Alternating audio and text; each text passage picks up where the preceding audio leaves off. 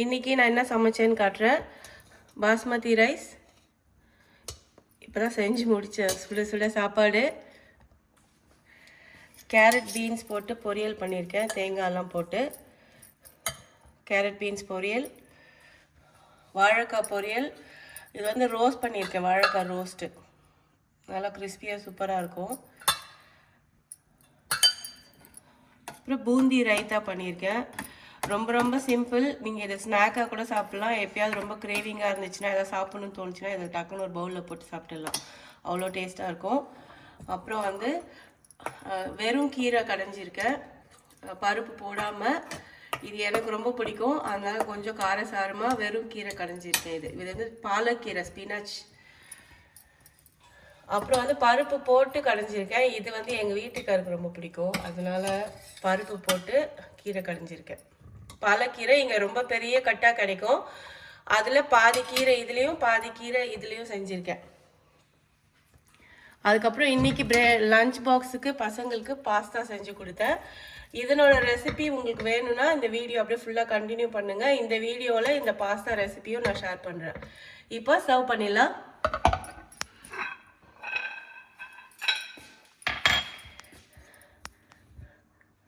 கொஞ்சமாக rice,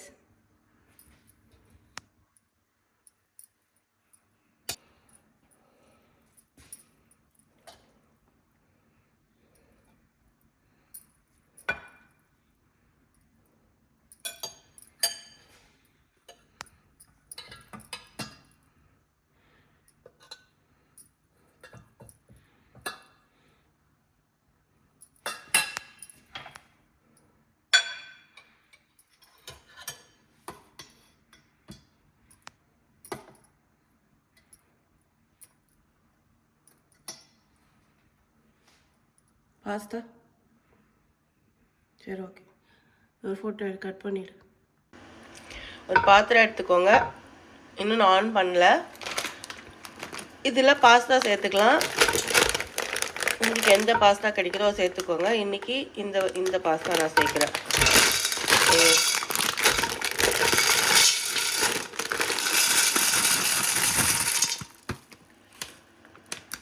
1/2 kg pasta.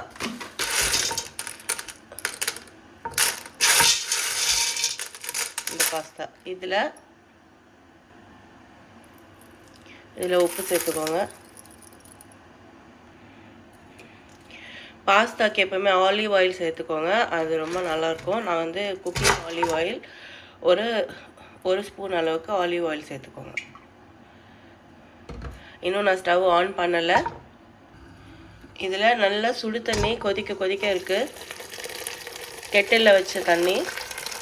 இதை நிறைய தண்ணி ஊற்றிக்கோங்க. இப்போ நான் ஸ்டவ் ஆன் பண்ணிட்டேன். நிறைய தண்ணி ஊற்றிட்டு ஒரு வாட்டி மிக்ஸ் பண்ணிவிட்டு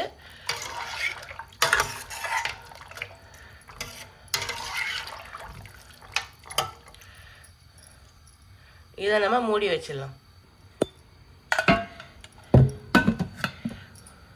ஸோ இது குக் ஆகிட்டு இருக்கட்டும். அதுக்குள்ளே நம்ம சாஸ் ரெடி பண்ணிக்கலாம். அதுக்கு வந்து வெஜிடபிள்ஸு, ஃப்ரோசன் கார்ன் எடுத்திருக்கேன், ஃப்ரோசன் பட்டாணி, பீஸு. ஸோ இது வந்து நீங்கள் எவ்வளோ குவான்டிட்டி வேணுமோ அவ்வளோ எடுத்துக்கலாம். நான் வந்து ஒரு 3/4 கப்பு அந்த மாதிரி எடுத்திருக்கேன்.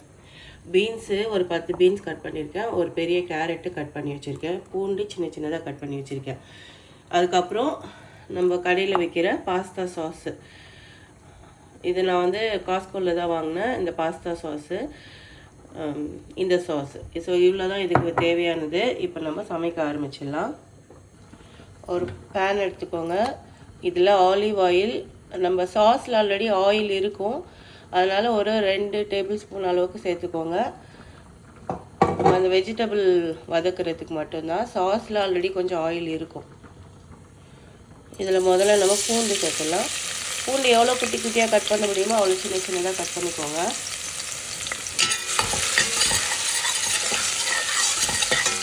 நான் வந்து ஒரு 5 பெரிய பல்லு பூண்டு எடுத்தேன். பூண்டு வந்து இந்த ஆயிலில் நல்லா ரோஸ்ட் ஆகணும். இந்த ஃப்ளேவரே வந்து இந்த ஆயிலில் பூண்டு எவ்வளோ அழகாக ரோஸ்ட் ஆகுதோ அதுக்கேற்ற மாதிரி தான் வரும். பூண்டு பாருங்கள் எவ்வளோ கோல்டன் கலரில் ரோஸ்ட் ஆகிடுச்சு. இதில் நம்ம மிக்ஸ்டு ஹர்ப்ஸு கடையில் வாங்கினது தான் மிக்ஸ்டு ஹர்ப்ஸு. இதுக்கு வந்து ஒரு 1/2 ஸ்பூன் கிட்ட சேர்த்துக்கலாம். இந்த ஆயிலே இது ஃப்ரை ஆகும்போது நல்லா ஃப்ளேவர்ஃபுல்லாக இருக்கும் பாஸ்தா.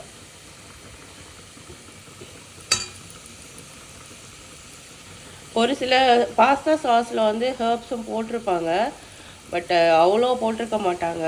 அதனால் வந்து நான் வந்து எப்பவுமே ஒரு 1/2 ஸ்பூன் வந்து மிக்ஸ்டு ஹர்ப்ஸ் சேர்த்துருவேன்.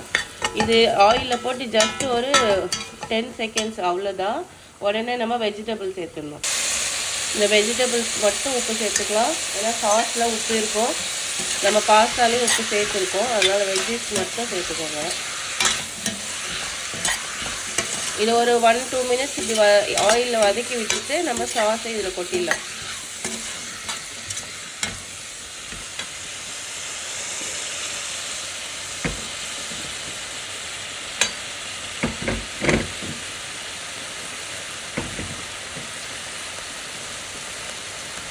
நம்ம 1/2 கிலோ பாஸ்தாக்கு இந்த 1/2 கிலோ சாஸு சரியாக இருக்கும். நீங்கள் டூ மச்சாக வெஜிடபிள் சேர்த்திங்கன்னா அப்புறம் பத்தாமல் போகும். அப்புறம் நீங்கள் எக்ஸ்ட்ரா சாஸ் சேர்க்குற மாதிரி இருக்கும். நான் வந்து அளவாக தான் சேர்த்துருக்கேன். இந்த பாட்டில்லையே கொஞ்சமாக தண்ணி ஊற்றி நான் இப்போ சேர்க்க போகிறேன். இந்த பாட்டிலில் இங்கே பாருங்கள் 1/2 பாட்டிலுக்கு தண்ணி ஊற்றிருக்கேன். அது இதில் சேர்த்துடலாம்.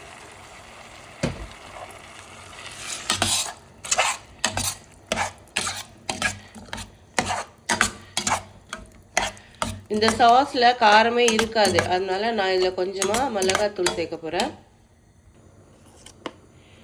உங்கள் காரத்துக்கு ஏற்ற மாதிரி சேர்த்துக்கோங்க.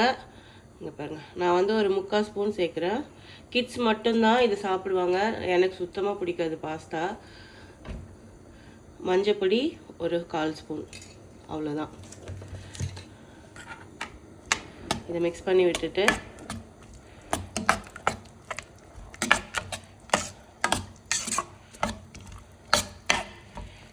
இந்த சாஸ் நல்லா குக் ஆகணும்.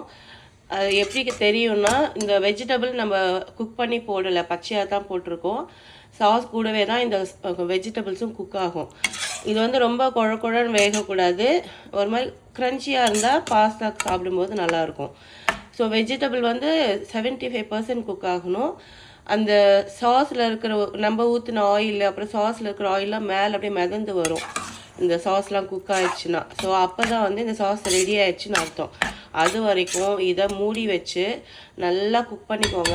நான் மீடியம் ஃப்ளேம் தான் வச்சுருக்கேன். இந்த சாஸ் குக் ஆகலைன்னா பாஸ்தாவோட டேஸ்ட்டே வந்து நல்லா இருக்காது, பச்சை வாசம் வரும். அப்படியே பச்சை தக்காளி அரைச்சி சாப்பிட்ட மாதிரி ஒரு ஃபீல் இருக்கும். அதனால சாஸ் மட்டும் நல்லா குக் ஆகணும். இது நல்லா குக் ஆகட்டும். அதுக்குள்ளே நம்ம பாஸ்தா வந்துருச்சா பார்க்கலாம். பாஸ்தா நல்லா வந்துருச்சு. ரொம்ப வந்து 100% வேகக்கூடாது, ஒரு 90% வெந்தால் போதும். சூடாக இருக்குது.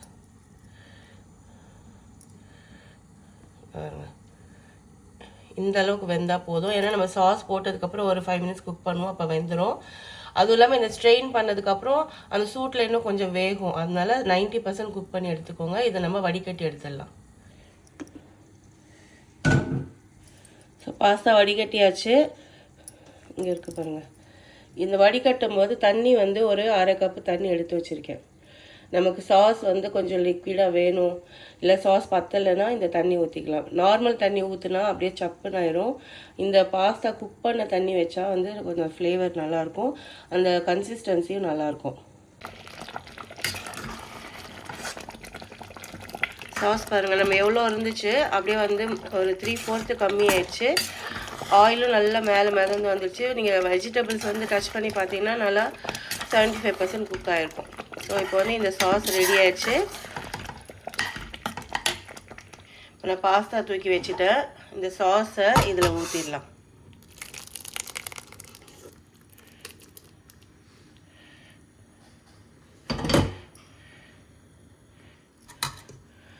இந்த பாஸ்தா கூட இதை மிக்ஸ் பண்ணிக்கோங்க.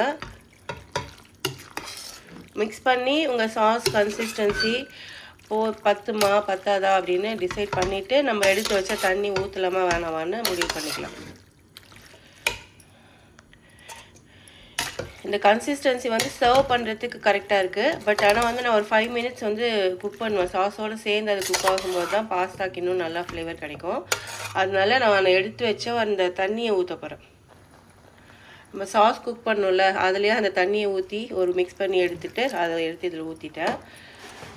ஸோ இப்போ இதை மிக்ஸ் பண்ணிவிட்டு ஒரு 5 மினிட்ஸ் லோ ஃப்ளேமில் மூடி வச்சு குக் பண்ணிக்கோங்க. ஸோ அப்போ வந்து உங்களுக்கு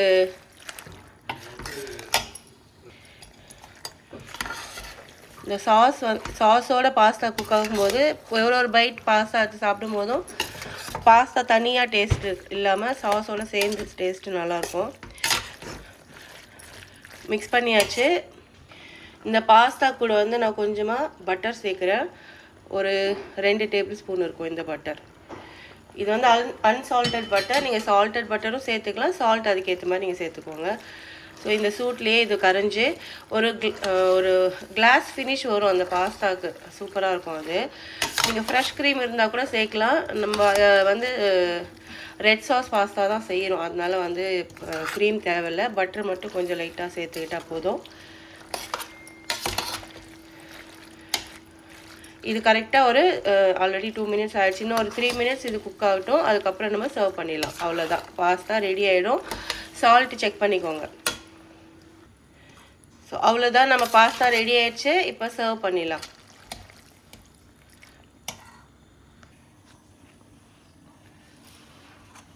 லஞ்ச் பாக்ஸ் பேக் பண்ண போகிறேன்.